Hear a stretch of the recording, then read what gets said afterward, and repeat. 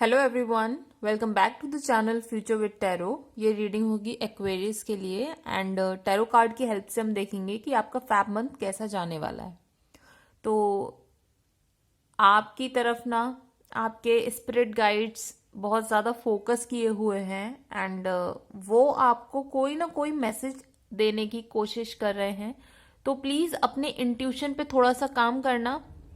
Means आपको जो dreams के थ्रू या कहते हैं ना कि जैसे आप के पास कोई सिग्नल आता है, मीन्स आप कुछ भी सोच रहे हो तो एकदम से आपके मोबाइल की लाइट ऑन हो जाती है या फिर कोई मैसेज आता है, तो इस तरीके से अगर आपको कोई इंडिकेशन मिलते हैं तो प्लीज़ उस पर थोड़ा सा गौर करने की कोशिश कीजिएगा।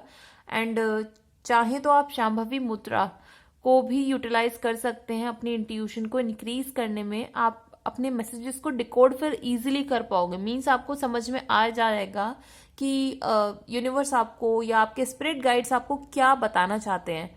ठीक है। एंड दूसरा आपको ये भी बोला जा रहा है कि आपको इस टाइम पर फाइट तो करनी है, नो डाउट। फैब मंथ में फाइट आपकी पूरी होनी चाहिए अपनी तरफ से, लेकिन वो फाइट ऐसी नहीं होनी चाहिए कि बिना प्लानिंग करे हुए आप अपना जर्नी को चलते जा रहे हो। थोड़ा सा प्लान करो, फाइट करो, और कोई दिक्कत नहीं। अगर आपको किसी और से सपोर्ट चाहिए ना तो आपको लोगों का सपोर्ट भी मिलेगा एंड यूनिवर्स आपके लिए रास्ते खुद क्रिएट कर रहा है। बस आपको थोड़ा सा अपने अंदर, कहते हैं ना, ईगो नहीं लाना है। एटीट्यूड अच्छा होना चाहिए, पॉजिटिव एटीट्यूड रखो कि भाई फाइट ही तो है, कंपटीशन ही तो है, लाइफ एक है क्या, आपको करना क्या है। लोगों को बुरा मत बनाओ, मतलब लोगों के साथ कुछ बुरा मत करो, लेकिन अपने साथ भी बुरा मत होने दो। ठीक है। आप अपनी कैपेबिलिटीज पर, अपनी स्ट्रेंथ पर भरोसा रखिए क्योंकि आप जीतेंगे। एंड फैब मंथ में जो लोग कंपटीशन की देने वाले हैं, कोई भी कंपटीशन, तो अपना फोकस पूरा उस पर रखिए एंड आप लोग ऊपर रहोगे बाकी लोगों से। बट मेन चीज है कि आपको प्लान करना होगा। अगर आप प्लान करने में फेल हो गए तो फिर आपको थोड़ी सी चीजें डिले हो सकती हैं। ठीक है।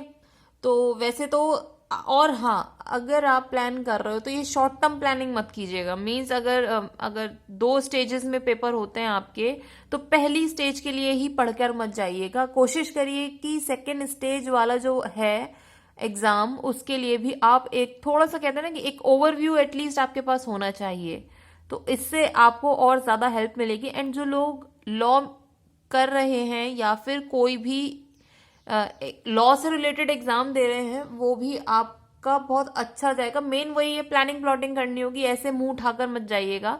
दूसरा, कुछ लोग अगर वेट कर रहे हैं किसी भी फॉर्म में जस्टिस मिलने का, मींस अगर आपका कोई केस अटका हुआ है, चाहे वो छोटा ही केस क्यों ना हो, उसमें आपको सक्सेस मिल सकती है। एंड पता नहीं क्यों मुझे 11 नंबर बहुत ज़्यादा अट्रैक्ट कर रहा है इस टाइम पर। तो या तो 11 डेट हो सकती है या फिर 11 टाइम हो सकता है। कुछ ना कुछ 11 से रिलेटेड आप देखिएगा कि आपका कुछ इससे कनेक्शन है, इस नंबर से। दूसरा, कुछ लोगों की लाइफ में जो है कोई पर्सन आपकी एनर्जी से अट्रैक्ट हो रहा है। ठीक है।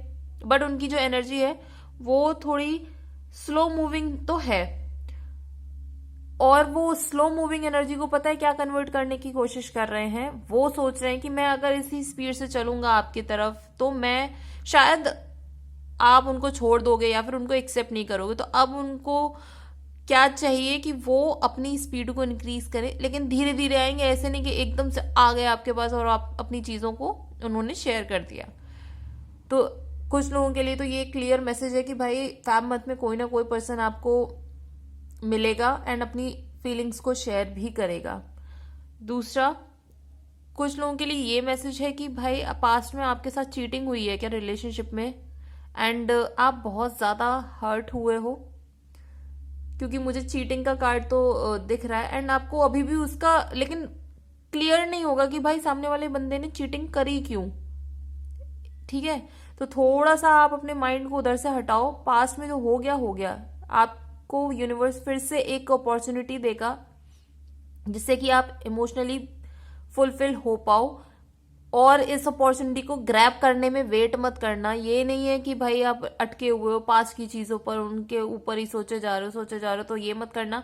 यूनिवर्स लिटरली अब छाट के बंदा लेकर आएगा आपके पास, तो कोशिश करो कि अब उसके साथ जो भी आपका रिलेशनशिप बने उसको थोड़ा सा स्टेबल करने की कोशिश करना। एंड अपना जो इमोशंस हैं उनको शेयर करो। मोस्ट ऑफ द टाइम ये होता है कि हम अपने पास्ट के बैगेजेस की वजह से ना चीज़ों को शेयर नहीं कर पाते। हमें लगता है कि जैसे पास्ट में हमारे साथ चीज़ें हुई वो फ्यूचर में भी वैसी ही रिपीट होंगी।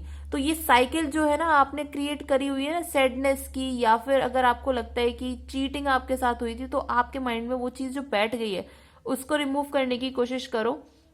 मैं ये नहीं कह रही कि अपनी पास्ट का चिट्ठा उठाकर सामने वाले बंदे को बता दो, आपका इंप्रेशन थोड़ा सा खराब हो सकता है, ये मत करना। हाँ, लेकिन ये भी नहीं कि पूरा पूरा सच मत बताओ, आधा सच बता सकते हो। मतलब कि आप बोल सकते हो कि हाँ भाई पास्ट में हम कमिटेड थे बट चीज़ें वैसी नहीं गई जैसी जानी चाहिए थी, तो हम सेपरेटेड हैं इस टाइम पर।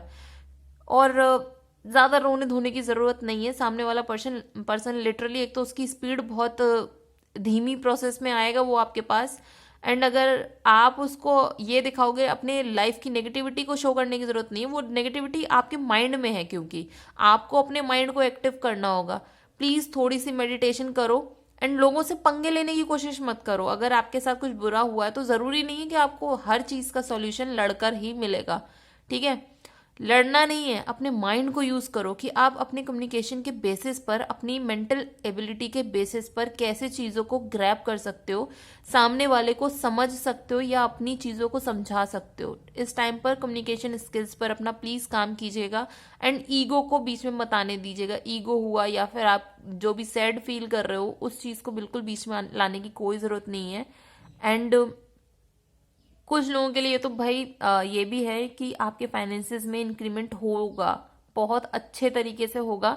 एंड ऐसा इंक्रीमेंट है कि आप अगर कुछ पेट्स भी लेना चाहते हो ना अपने लिए, तो आप ले सकते हो इजीली।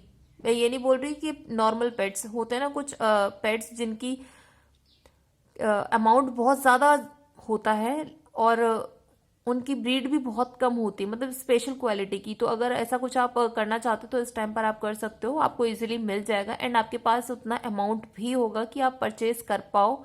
एंड कुछ लोगों के लिए ये भी है कि आप क्या मीन्स गार्डनिंग से रिलेटेड कोई काम करना चाहते हो एंड बहुत टाइम से सोच रहे हो, तो प्लीज़ उसको जाके करो, क्योंकि वो कहीं ना कहीं आपको आपकी लाइफ में फाइनेंसेस या अबंडेंस कह लीजिए वो क्रिएट करेगा, ठीक है। तो ओवरऑल रीडिंग आपकी यही है कि सैडनेस को रिमूव करो, कंपटीशन करो लोगों के साथ, लेकिन एक वो पॉजिटिव कंपटीशन होना चाहिए। और जिन्होंने आपके साथ चीट किया है उनसे पंगे लेने की कोई ज़रूरत नहीं है, उनको जाने दो, यूनिवर्स अपने आप उनको हैंडल कर लेगा।